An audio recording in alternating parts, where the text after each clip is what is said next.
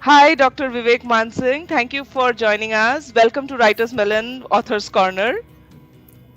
Happy to be here, Priyanka. So today we are talking to author Dr. Vivek Mansingh. It's actually one of the most impressive author bios that I have read in quite some time, which I think is normal because in a self-help book or in a so-called non-fiction book, it's mostly the source which is very important than the content, than what the content is. So Dr. Vivek Mansingh is pretty much the been there, done there kind of a guy, if I may say so. And his book, Achieving Meaningful Success Unleash the Power of Me, is actually a very, very inspiring book. It starts with his own story. And without further ado, I would like to ask you what exactly, according to you, is the definition of a meaningful success? What is success to you? After having written like 84, getting 84 patents on your name Many, and many working in patterns, yes. some of the biggest US corporations with some of the biggest guys like Steve Jobs, Helmut Packard. I don't know. I mean, I was quite amazed to read your initial journey. So please go ahead. I would love to hear it from you.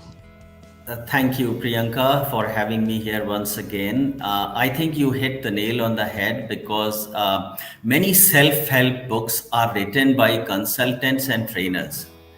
And it's like they are teaching swimming while they don't themselves do not know Yes. swimming, right? So self help, I believe, should come, like you rightly said, from people who have been there, done that. And that is sort of my journey, and that is why it is so important. My one line introduction, Priyanka, is that I have worked with David Packard, Bill Hewlett, Michael Dell, Steve Jobs, and John Chambers, and obviously it's a phenomenal learning opportunity.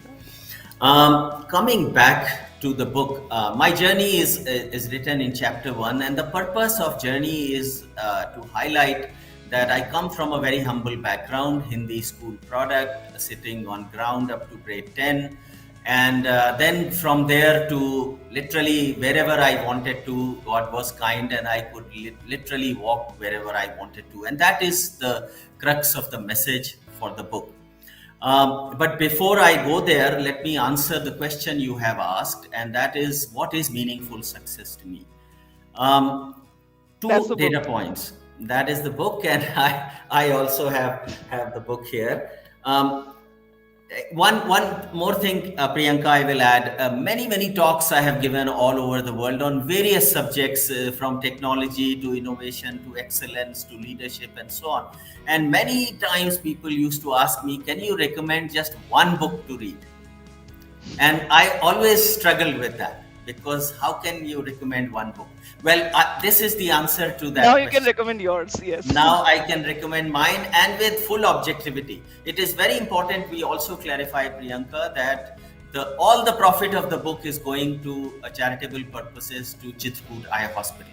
So when I am promoting the book, please discount that I am trying to benefit from it. 100% is going to eye care for the poor. Okay, now to your question. So here is some data point. In US, they did a study, Priyanka, where they interviewed seemingly very successful CEOs, artists, Hollywood artists, and athletes, and so on, towards the end of their life. And to surprise of many of them said that they screwed up their life. They are not happy with their life. All right, these are the people we regard as mini gods, and they are saying that we have not been successful in life. Another data point, research at Harvard University by Professor Clayton. He followed an MBA batch of students from Harvard. So on the fifth alumni meet, he met, the whole batch came, everyone was doing great. Great spouses, great jobs, cars, houses, everyone was doing great. By 10th alumni, one third of the people did not show up. And when he dug deeper, he found that many of them were having relationship and health problems. By 25th anniversary of that alumni group, one half of the people did not show up, and many had serious health problems, serious relationship problems, and actually some of them had ended up in jail for unethical practices. So the point is that you have to pay attention to what success means to you. And so success for me means when you take, and this is a bigger problem in India than in many other places because of the background from which most people come. We focus on professional success way too much. So professional success has, as a part, career fits in there, financial success fits in there, material success fits in there, and so on. But the other side of the coin, and I call it wheel of gold, or the other side of the wheel, is actually relationship. It is spirituality. It is giving back. It is these kind of soft things that are absolutely key, and health, of course. If you, so many now 30-year-olds are having diabetes and some are having serious health problems. What is the point of financial or material or career success if you end up in a hospital in a serious situation? So meaningful success to me is when you pick up the goals from both sides, your well-being success as well as your professional success, and balance it the way you want. Nobody can tell anyone else what is their success parameters, but you decide. But make sure you pick the parameters of success from both halves, not one side, and then lead your life. And then when you look back after many years and you say, what have I done with my life? That regret is, there's no rewind button in life. There's nothing you can do at that time. So knowing it now and then doing it the right way is very important. Now, another question, Priyanka, I'll ask myself and answer because this is very important. Then people will say, if you are focusing on other things, will it affect your professional success? And the answer is, it is opposite of that, actually. You will actually propel yourself to success beyond what you could imagine. And that is why I talk about first setting up your aspirational goals. Now, another point here is that Indians have hard time setting big aspirational goals because of the constraints they have generally grown in, Absolutely. Yes. right? And I So it's really very, like the, sorry to interrupt, and I really like the word sure. that you used, that we are mostly very opportunity driven than goal That's right. driven, right? That's right. Because That's whenever, right. because as students also, we want to pursue the field which has the best potential for an employer or to get a job. And then as a professional also, when we move ahead in our professional career, we always look for opportunity that will propel us rather than what really suits us, or what we really like to do professionally or as a Absolutely. goals, right? Absolutely, absolutely. So be goal driven, not opportunity driven. That is a big message from the book. But coming back to the point I was saying, aspirational goals. So mentors, now comes the mentors, because you can't really think big. That is the first step where mentor comes in. And let me digress for a minute, if I can, because it is very important.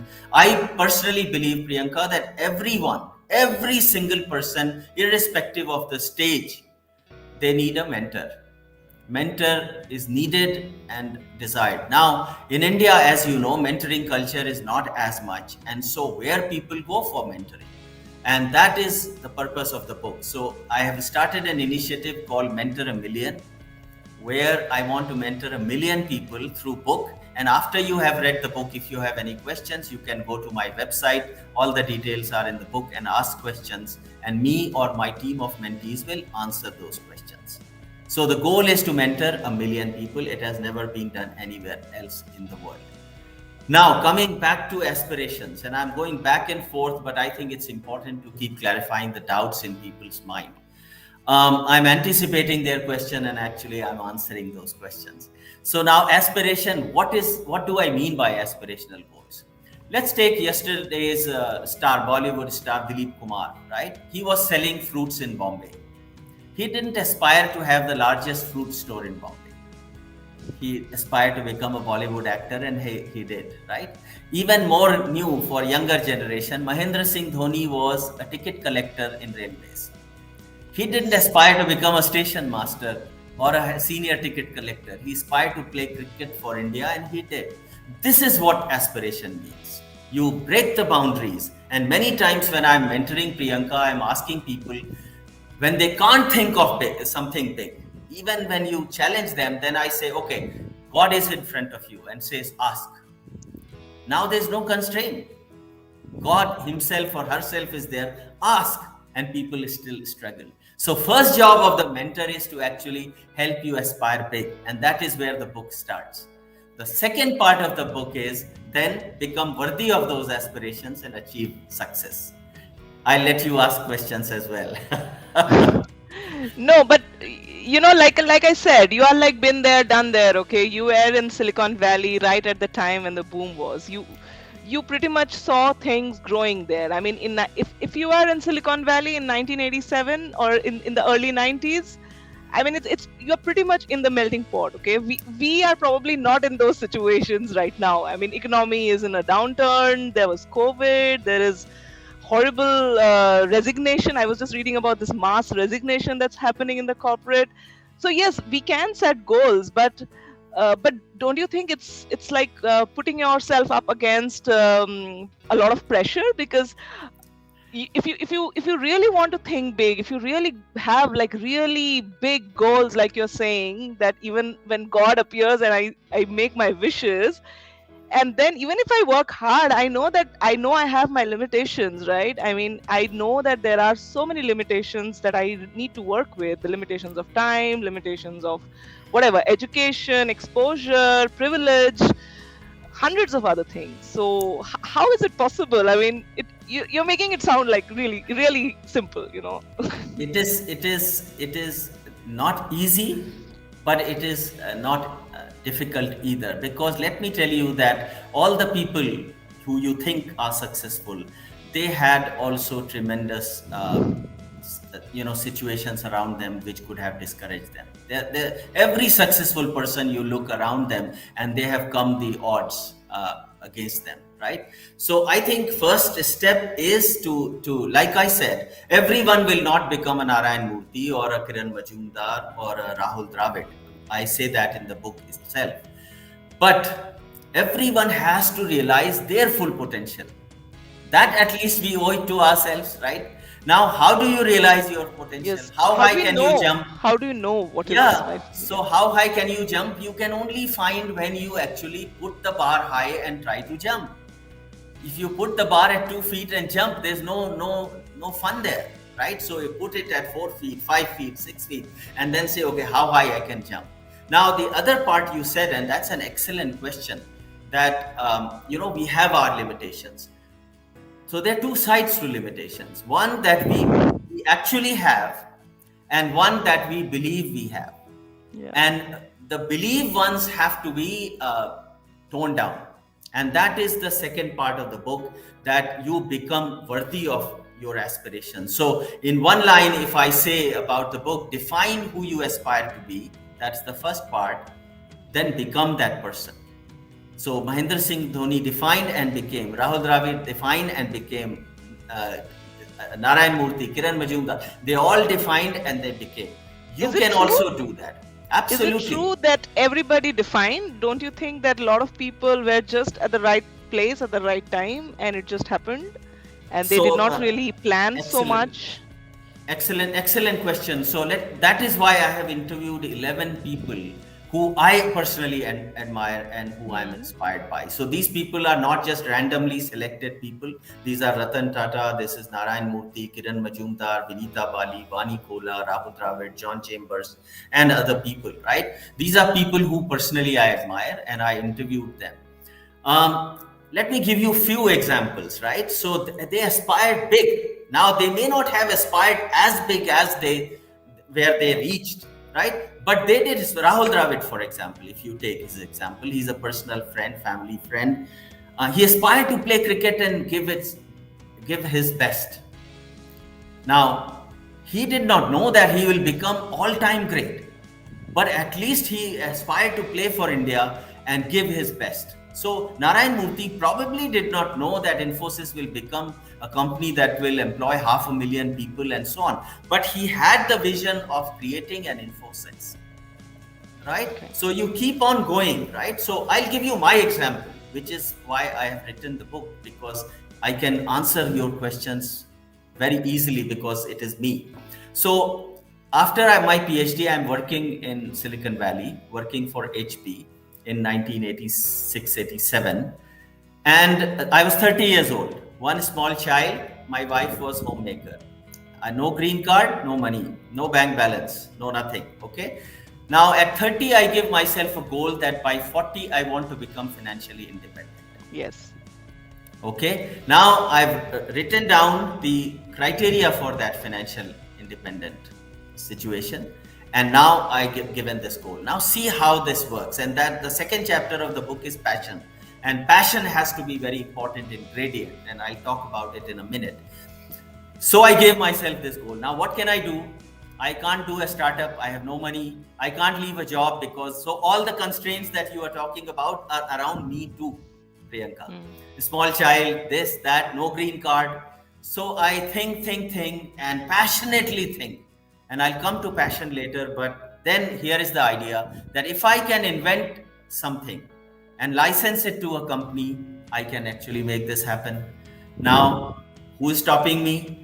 I will do that on a weekend, on weekends and evenings. HP has no problem with that. I'll pick a situation that is not related to HP, so I'm not compromising my ethical sort of limitations. So I did exactly that. In a year and a half from that, I invented an instrument and licensed it to a Boston company and started earning royalty. And I was on my way to become financially independent. So, when I set the goal, did I know that this will happen? No, I did not know that. But when I gave the goal and then I said, okay, I have to achieve. Now, here is the power of passion that I want to talk about. I've discussed in one chapter in the book. Passion, all successful people, and I know a lot of them in US and India, including many I have interviewed, they are all very passionate. So there has to be something in passion that magic appears again and again. What is that? Well, here is the story.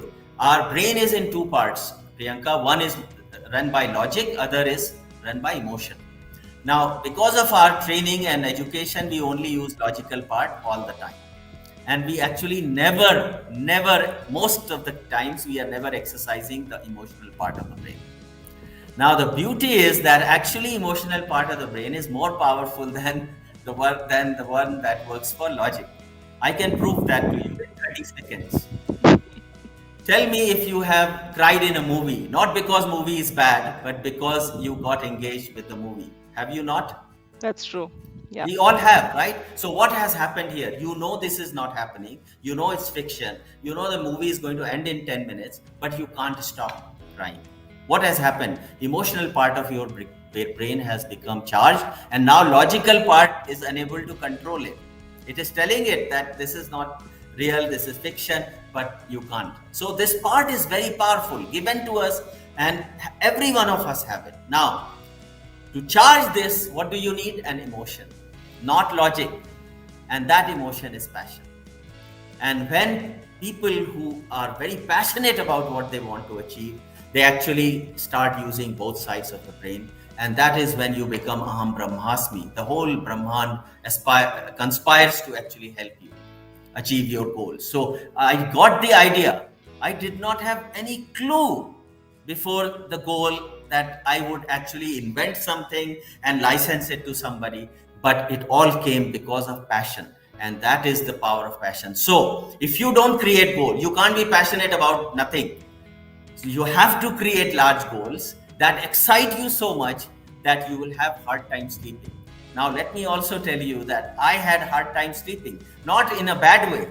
I was just too excited about achieving my goal. And my wife said that, and if I get up at night, I would not go to sleep because I will forget those ideas that have come.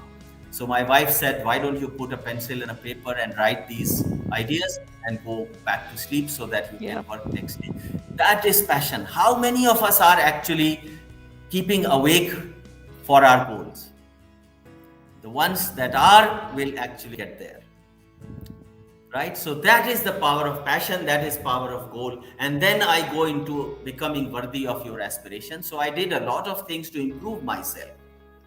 And that these are three pillars I talk about, Priyanka. That is, create, follow excellence, learn Yes. leadership, and And think out of outside the the box. box. Yeah, Yeah. these three will make you into superhuman being. You will not believe, actually.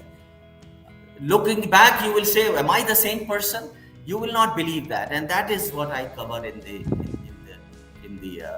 book, and also the interviews that I have done, Priyanka, with these 11 people.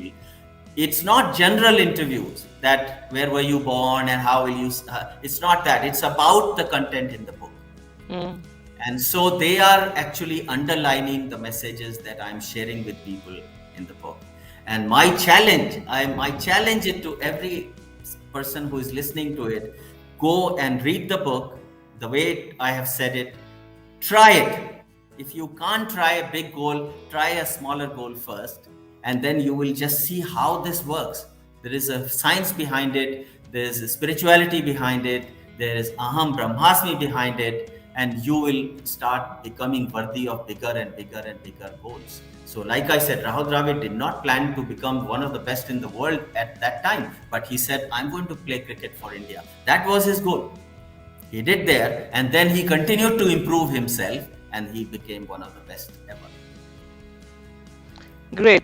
The next question that I would love to ask you, because we are all talking about success and meaningful success, but we know that often things don't go as planned, and there is another word which is called the failure, because with every head there is also a tail, and with every white there is also a black, right? Or there are grays, let's say. I mean, for me, Sure. the way I look at it, failure is mostly like a gray, and it's not like the other end or the end of the world, so to say. So, Correct. all these people whom you have interviewed, I'm sure they have gone through massive failures. Steve Jobs himself was like That's right. literally That's sent right. out of That's right. his own That's company, right. That's and right. he came back. Um, and that man is really an inspiration for a lot of people. Yes. But we also know a lot of things that happened in his personal life, which he was like really unhappy, unhealthy, and really died so soon. But tell us about these setbacks, about failures. How do these people deal with it? And how do, because sometimes these people almost feel like superhuman to us, right? Yeah. So Yeah. how does a common person deal with Excellent. failures?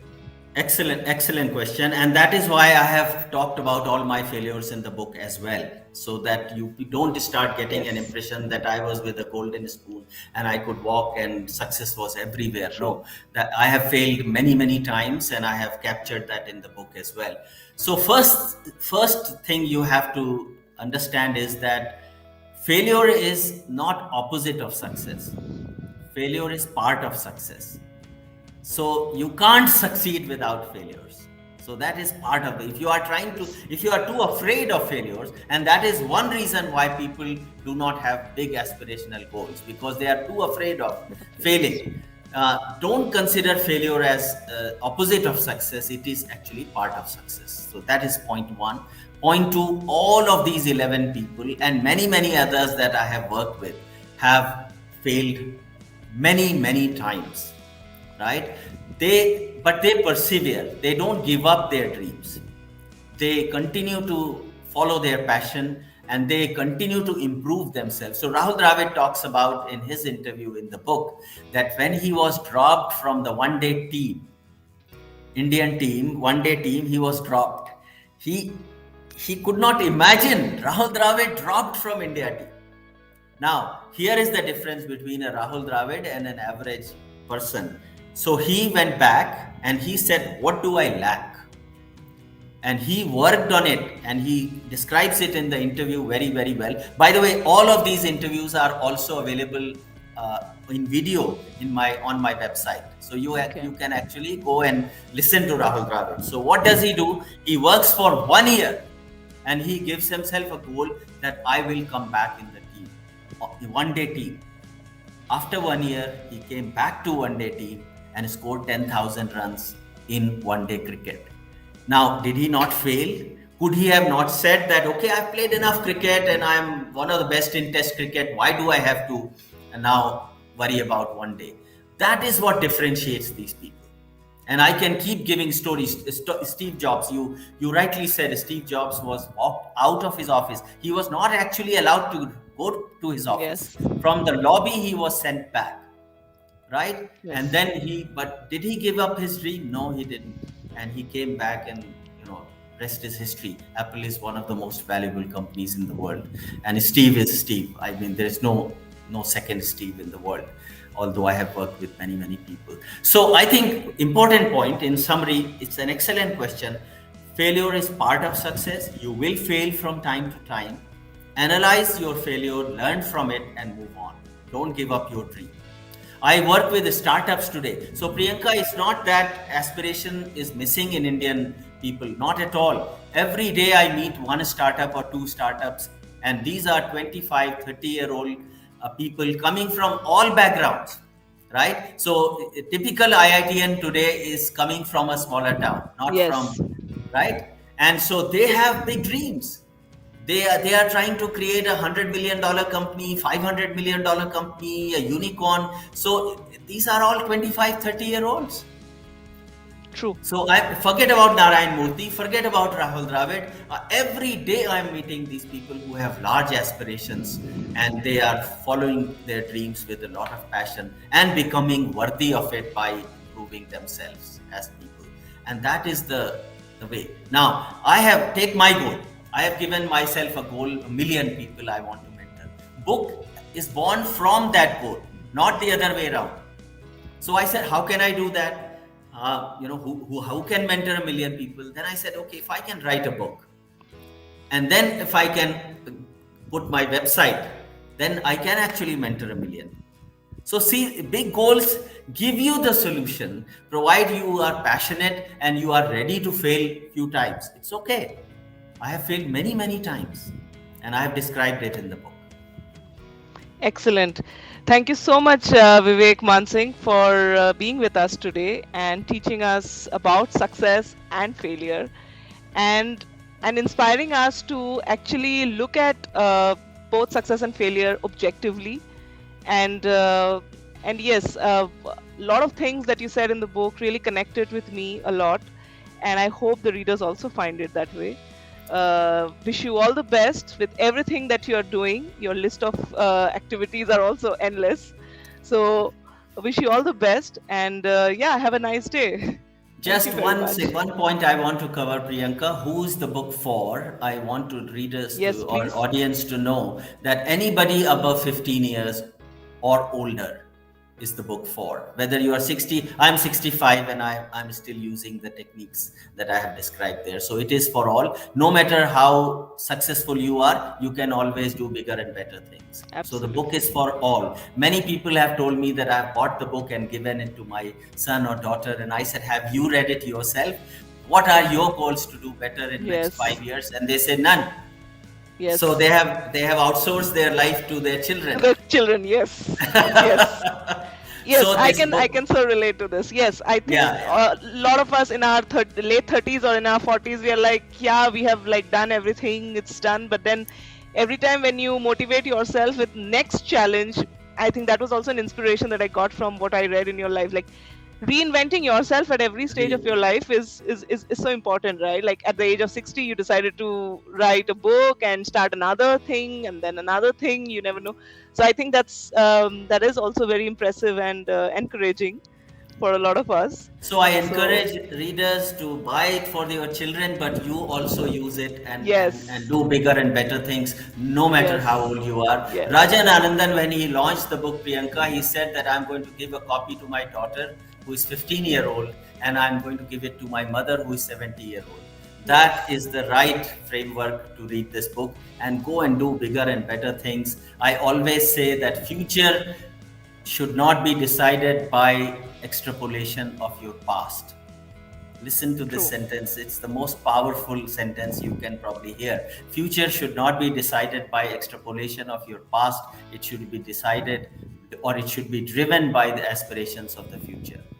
So look for future. Don't try to extend the past. All that's the great. best. Enjoy the book and do bigger and better things. Thank you so much. Thank you, Priyanka. Bye bye. Bye.